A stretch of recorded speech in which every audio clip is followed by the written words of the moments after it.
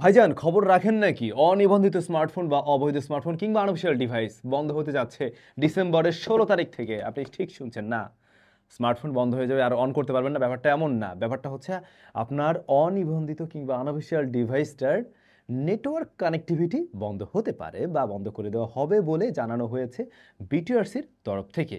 এবং নিউজটা আজকে বললে ভুল হবে, বুধবারের নিউজ আমি বলতে পারি এরকমভাবে। লাস্ট কয়েকদিন আগেই শুনছিলাম এমন কোনো একটা সংবাদ সম্মেলন ডাকা হবে বিটিআরসির তরফ থেকে, এবং সেখানে এরকম একটা নিউজ আসতে যাচ্ছে হয়তোবা, এবং ফাইনালি সে নিউজটা কিন্তু চলেই আসলো। এখন এই নিউজ তো নতুন কিছু না, আরও প্রায় কয়েক বছর আগে থেকে আমরা শুনে আসছিলাম যে এরকম অমুক তারিখে বন্ধ হচ্ছে, তমুক তারিখে বন্ধ হচ্ছে, বাট ফাইনালি কিন্তু কিছু হয়নি। আর এটা দেখে অনেকেই ভাবতে পারেন ও তাহলে কিছু হবে না, বাট এরকম ভাবার কোনো মানে নেই। গভর্নমেন্ট চাইলে অবৈধ smartphone any time NIR system যেটা আছে ওটার মাধ্যমে বন্ধ করা যায়। অলরেডি পাকিস্তানেও কিন্তু এই সিস্টেম চলে আরও বেশ কয়েক বছর আগে থেকেই।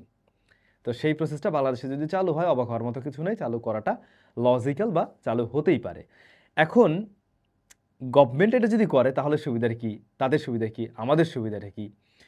গভর্নমেন্টের সুবিধা হচ্ছে যে রাজস্ব হারাবে না, যেটা এত বছর ধরে বা এতদিন ধরে হারিয়ে আসছিল অবৈধ পথে আসা স্মার্টফোনগুলোর ক্ষেত্রে। আর আমাদের সুবিধা ছিল তখন আমরা একটু ডিভাইসগুলো কম দামে কিনতে পারতাম, কারণ অফিসিয়াল ডিভাইসগুলোর দাম তো অনেক বেশি হয়ে থাকে, রাইট?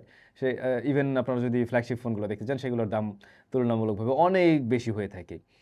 তো সেই জায়গায় আমাদের একটা সুবিধা ছিল, এখন হয়তো সেই সুযোগ নাও থাকতে পারে যদি আসলেই ডিসেম্বরের 16 তারিখে বন্ধ করে দেওয়া হয়। যাই হোক, ওই প্রসঙ্গে আমরা একটু পরে আসি। নিউজ যেভাবে আসছে, আমি প্রথম আলোর একটা নিউজ থেকেই এটা আপনাদের সাথে শেয়ার করছি। সেই সূত্র ধরে যদি বলতে চাই, ব্যাপারটা হয়েছে এরকম যে 16 তারিখ থেকে অনিবন্ধিত স্মার্টফোনগুলোকে বন্ধ করে দেওয়া হবে, বা অবৈধ পথে আসা কিংবা আনঅফিশিয়াল ডিভাইস যেটাই বলেন না কেন সেগুলো বন্ধ করে দেওয়া হবে। এখন অলরেডি এক্সিস্টিং যে ডিভাইসগুলো রয়েছে, যেগুলো আপনি আমি হয়তো ব্যবহার করছি আনঅফিশিয়াল ডিভাইস কিনে, সেগুলোর কি হবে? এগুলোর তো বাপ মা নাই। এগুলোর যে কি হবে ভাই, এটা আমিও জানি না। আমি সেরকম কোনো তথ্য আসলে জানতে পারিনি ওই নিউজ থেকে।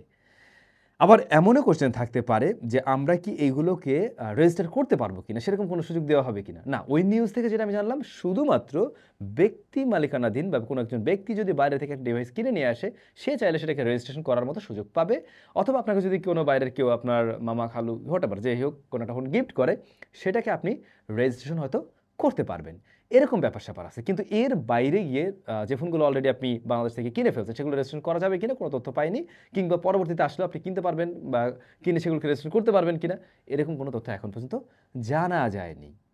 বাট আমার কি মনে হয় জানেন, সরকার যদি এরকম পদক্ষেপ নেয় ভালো, বাট অফিসিয়াল ডিভাইসের দাম কমা উচিত। আদারওয়াইজ আমাদের মতো আমজনতার জন্য অবস্থা খুবই খারাপ। দেখা যাক কি হয় আগামী 16 তারিখ।